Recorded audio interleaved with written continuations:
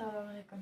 O'zbekiston ahli, vatandoshlarimiz, yaxshi insonlar.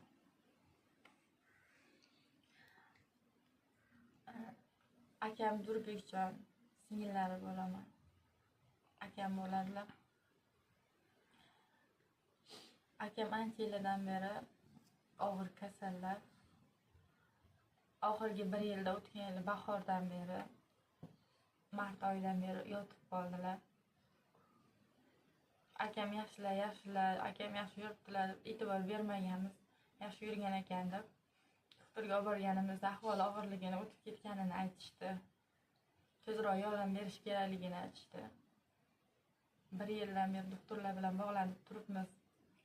Davolatinglar, operatsiya qildirsalaring yaxshi bo'lib ketadi deb qayta aytishyapti doktorlar ham. Har safar davolanishga olib borganimizda imkonimiz bo'lsa har oy bo'lmasam 2-3 oyda bir marta doktorga o'tkazib turamiz. Plazma oladilar, qon oladilar. Qonni ham yaxshi insonlar ko'p yurtimizda, bilaman, ishonaman. Yaxshi insonlar berib ketadi, akamning nomiga shu qonni qo'yishadi. Ular baraka topishsin. Men ishonaman akam yaxshi bo'lib ketishlariga. Tuzalib ketishlariga.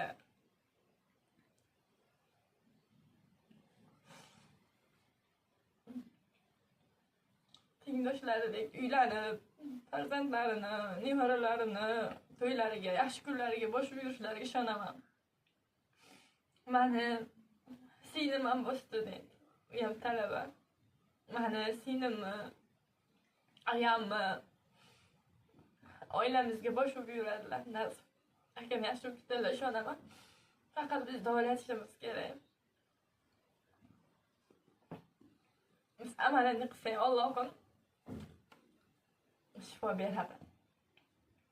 Allohim o'zi buyuk.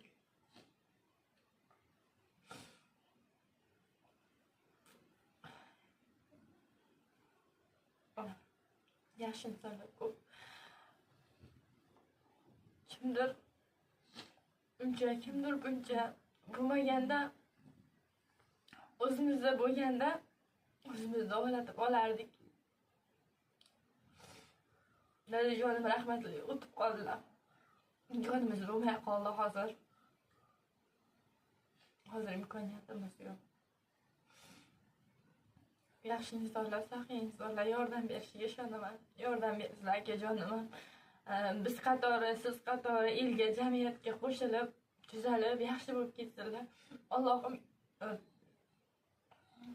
salomat qilib, sog'liqlarini qaytarib bergandan keyin jamiyatga qo'shilib, yaxshi ishlarda ishlab, akam xuddi o'zini o'tmishida bo'lgan kasallikda kimgadir kasal bo'lsa, kimdir farzandi kasal qolsa, yoki nochor insonlarga, kambag'al insonlarga yordam beradigan, saxovat ko'rsatadigan insonlardan qilib qo'ysin Allohim. Xuddi sizlarning qatorlaringizga qo'shsin Allohim akamni ham. Kimdir yordam bera olmaganlar duo qilib qo'ying. 2 og'iz duoyingiz